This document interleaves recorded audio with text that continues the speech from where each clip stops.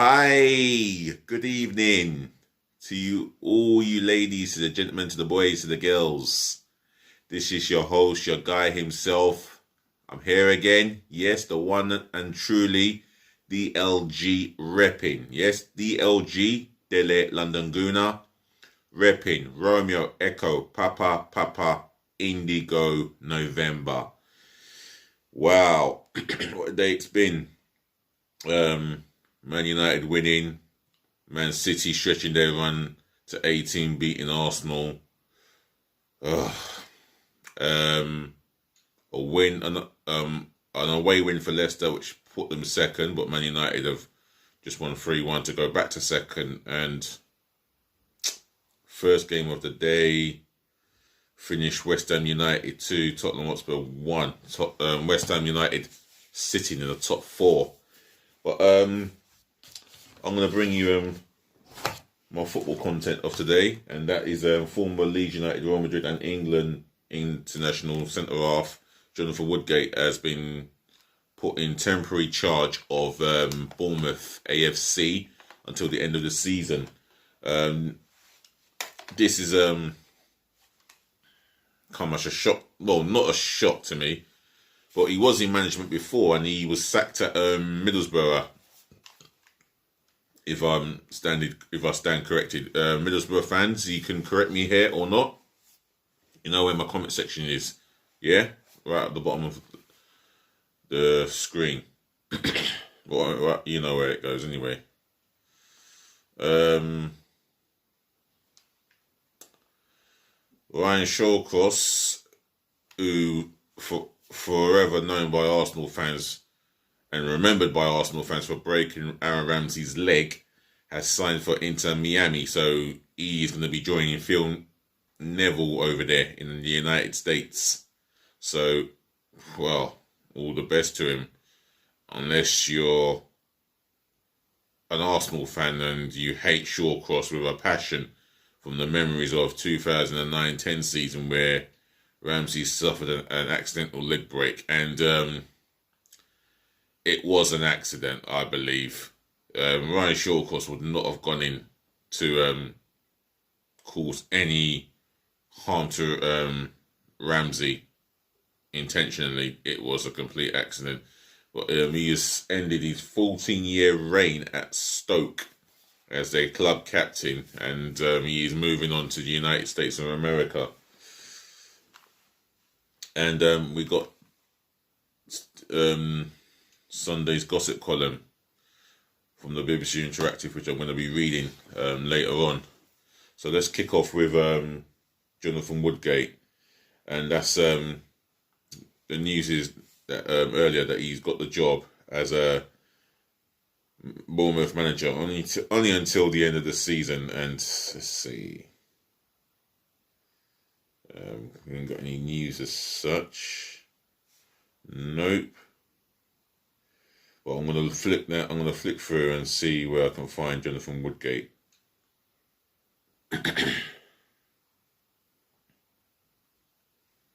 Yes, it says it here. Bournemouth appoint Woodgate until the end of the season.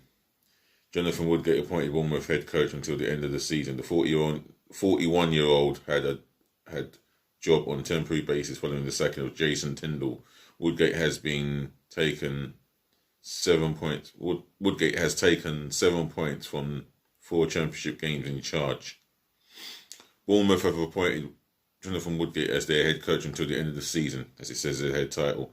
The 41-year-old had been in temporary charge since the departure of Jason Tindall, and after an extensive search for a lengthy review of the club's football operations, the board have decided he is the right man to try and guide them back to the Premier League. Since taking charge, Woodgate has taken Bournemouth into the quarterfinals of the FA Cup for the first time since 1957.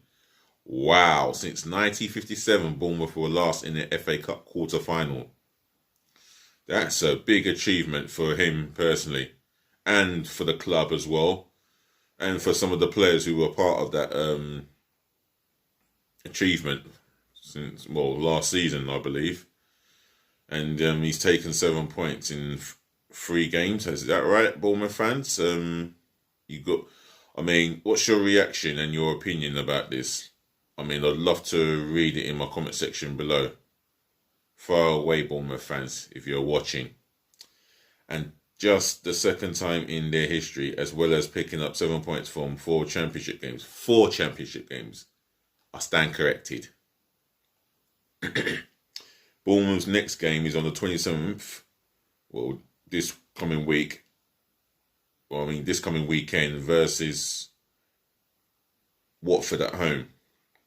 The Cherries are currently 6th in the Championship despite losing for the first time under Woodgate at QPR on Saturday as they bid for immediate return to the top 5. Bournemouth Chief Executive Niall Blake told the club's website, Jonathan's professionalism and leadership has impressed the board of directors since taking on the role of caretaker manager in difficult circumstances. The team's performance and results have improved under his stewardship, and even our defeat at Queen's Park Rangers on Saturday was a display which deserved a better result. Well, I'll tell you something, they've got a manager who's obviously going to be respected in the dressing room, respected by the entire squad. You know, he's played for Real Madrid. He started his career at Leeds where he had some great times. He didn't have the best of times at Real Madrid as a player. He was always injured most of the time. His management was brought, and sadly he was sacked by the club, I think last season. However, nevertheless, he's been put in temporary charge until the end of the season. And by the end of the season, the board of directors of Bournemouth and their supporters, of course, would expect an immediate return to the Premier League, which is not going to be easy because the Championship is unforgiving. I'll tell you that now. If they get into the playoffs and losing the playoff final, as my friend keeps drumming it in time and time and time again, and sometimes I just wish he'd shut up about it. And I'm saying shut up as a friend, not to be nasty, because I know it's in there. Yes, you lose a playoff final in League 1, 2 or the Championship, you don't get sweet FA. Just thought I'd get that one out of the way. Other than that, he is a strong candidate for the job on a permanent basis. Whether they'll give it to him or possibly Thierry Henry, that's to be concluded. But I'm going to read on. As we head into a crucial part of the season, stability and clarity is of paramount importance to everyone at the club.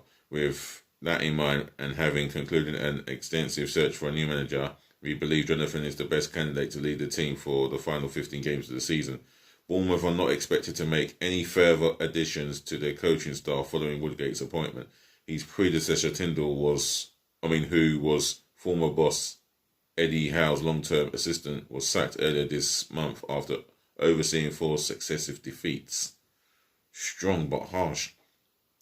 Because Bournemouth are still in the playoff places, and if they make the playoff places, I mean, there's still that still gives them the realistic possibility of returning to the Premier League. Yes, it's a lottery, and it's not nice to be there. They would rather obviously get automatic, and that's the aim, and that's where the board aim as well. Anyway, reading on, Bournemouth had sought permission to speak to Montreal boss Thierry Henry, while his former Arsenal teammate Patrick Vieira and ex-Huddersfield manager David Wagner were also on the Cherries' shortlist. Woodgate began his managerial career at Middlesbrough in 2009 after being promoted from his role as an assistant, but was sacked sacked less than a year later, with the club hovering above the Championship relegation zone. The former Real Madrid, Tottenham and Leeds United defender arrived at Bournemouth. Yes, Tottenham, I didn't mention them because I thought we were going to sign him. And we, at one stage, we were close to signing Jonathan Woodgate, and then all of a sudden he ends up at Tottenham. How does he end up at Tottenham?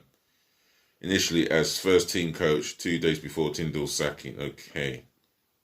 Well, looking at Jonathan Woodgate, I'm wishing him all the best of luck in his managerial career. For his sake, let's hope it works out. And let's see if Bournemouth can return back into the Premier League. Right, moving on. And that's to Mr. Ryan Shawcross. This is news from the Championship again, and that's Ryan Shawcross because he's on his way to Inter Miami. And it says here, Inter Miami have confirmed the signing of Ryan Shawcross from Stoke on a free transfer. The 33-year-old who spent 14 years at Stoke and made over 400 appearances departed the Bet365 Stadium on Friday before his deal was due to expire in the summer. Shawcross moved to cancel his contract early in order to link up with Phil Neville's side ahead of the 2021 MLS opener on April the 3rd.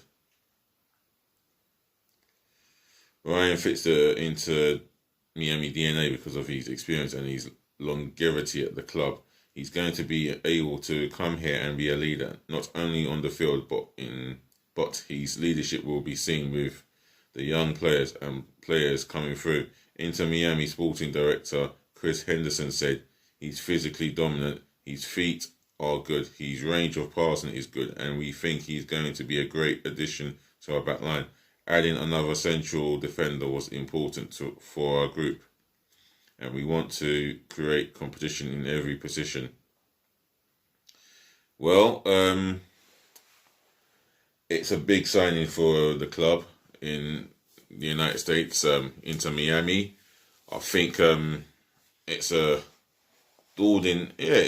another challenge for Ryan Shawcross. I'm sure he will adapt to life in the United States of America. He's going to be playing under Phil Neville, who has watched him carefully and watched him for a long while. And he feels that he fits into the philosophy of the team, a leader on the pitch, and he wants a leader in the dressing room as well, and that's where he fits. So yeah, apart from me talking about the leg break on Aaron Ramsey, that's a complete accident, as I've said earlier. But take that nothing away. He's been an England international. He's plied his trade in the Premier League, so he's got a vast experience as well. So let him have his time in the United States. Stoke City fans, come to my comment section and give me your reaction, your opinion, and tell us how you feel about the departure of Ryan Shawcross, please. I'd really appreciate that. Please, Stoke fans, football fans, and Bournemouth fans, leave your opinions, your reaction in my comment section below. Smash the thumbs up, like button, share, and please subscribe to myself and I only, DLG Reppin. As I've said to you guys before, all over the world, football fans, I'm still on 89 subscribers, and I can tell you that I'm another 911 short of doing streams. So yes, keep the subscribe. Yes, just keep that subscribe button smashed. Smashing left, right, and centre galore, passionately and abundantly, and spread the word to your friends and your family by sharing, like, comment, and of course subscribe. All right, let's get into the gossip column here. Oh, Mauricio Pochettino wants to reunite with Tottenham and England striker Harry Kane at Paris Saint-Germain if France forward Kylian Mbappe or Brazil playmaker Neymar leave the French side this summer. Well, that's still a possibility, but it seems like it's highly unlikely. I would assume Paris Saint-Germain are top of the league, and Pochettino's obviously settled well into his new job. And obviously his job that he's got, he was a player for Paris Saint-Germain many years ago. Leicester City boss Brendan Rodgers is a leading contender to replace Jose Mourinho as Tottenham manager after nearly landing the job 9 years ago. Football Insider, eh? Could that be really true? Manchester United will make Aston Villa midfielder Jack Grealish their top transfer target in the summer after failing with a move for the England international last year. Now, I've forgotten all about this, and now that I brought this up, if I thought about this weeks and weeks ago, I would have written it off. But with Jack Grealish as a footballer, it would have, and Manchester United calling his name out again. I don't think I could write this one off, because it's a big move for Jack Grealish if he accepts the new challenge. I mean, Dwight York, you only have to look at what Dwight York did, but those were the glory years. Manchester United are not in that glory years yet. They're far from the team that used to dominate English football. But, you know, you just sell the trophy, the history, the institution, on what Manchester United is all about. You select Jack Grealish, there's every possibility that he will realistically sign on the dotted line. Man United fans, Jack Grealish this summer, could it happen? Leave it in the comment section below. Borussia Dortmund's Norway striker Erling Braut Haaland will demand a 5-year package worth 78 million to move clubs this summer. Sunday Mirror. Arsenal manager Mikel Arteta has suggested the club could try to keep 22-year-old Norway midfielder Martin Odegaard beyond the end of his loan deal for Real Madrid, which runs out at the end of the season. Sticking on Arsenal have made Club Brugge Ivorian midfielder Odilon Kasonu one of their top targets for the summer, according to written by someone in the Sunday Mirror. Wolves are also considering a move for 20 million rated Casuno. This is from the Sun. Tottenham are expected to be in contention to sign RB Leipzig's Austrian midfielder Marcel Sabitzer this summer. Team talk. Let's see. Dutchman Louis van Gaal says Man United failed to sign defender John Stones from Everton while he was in charge of the Old Trafford club, with the 26-year-old choosing to go to Manchester City in 2016. Daily Star on Sunday. Sounds a bit of a sweet, bitter dig. Celtic will offer Airdrie winger Thomas Robert the chance to train with them, but Aberdeen are also interested in the French winger. And I'm going to read one more here, and that's Germany international Max Kruse, now with Union Berlin, has revealed he was close to agreeing a move to Liverpool in the summer of 2019 before Divock Origi's form in the Champions League saw Jurgen Klopp change his mind about the transfer. That's according to a newspaper article called Der Kick-Based Podcast via Mail Online. I'll read just one more here, and that's Brighton Chief Executive Paul Barber has urged the football authorities to do more to find out if heading the ball has any effects in later life. Well, I'll tell you what, whatever happened to Raul Jimenez, you know, it could be the case, but I don't know if they're going to really look into it unless something really deep, something did deeply happen to Raul Jimenez after the clash with David Luiz. So, yeah, I think that could be seriously reviewed. It should be seriously reviewed after that incident. So Paul Barber may have a point there. Other than that, I'm going to wrap it up and say thank you to the ladies, to the gentlemen, to the boys, to the girls for listening, for tuning in, for watching, and also always putting up with me, because you are supporting me gradually. And my views are going up in total, nearly 11,000.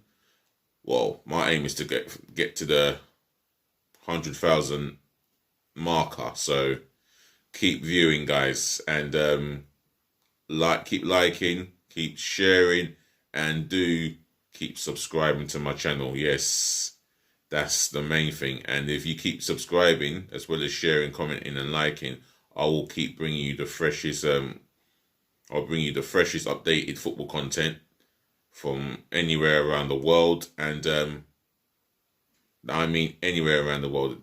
And it's a case of you help me, I help you.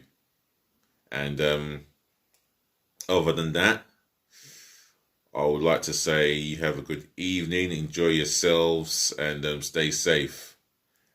Yet again, I always say it, peace, love, and bless again. Always a pleasure to come onto this platform, and that's the name YouTube. And yet again, be great to yourself, stay true to yourself, and be blessed. Also, be nice. Laters.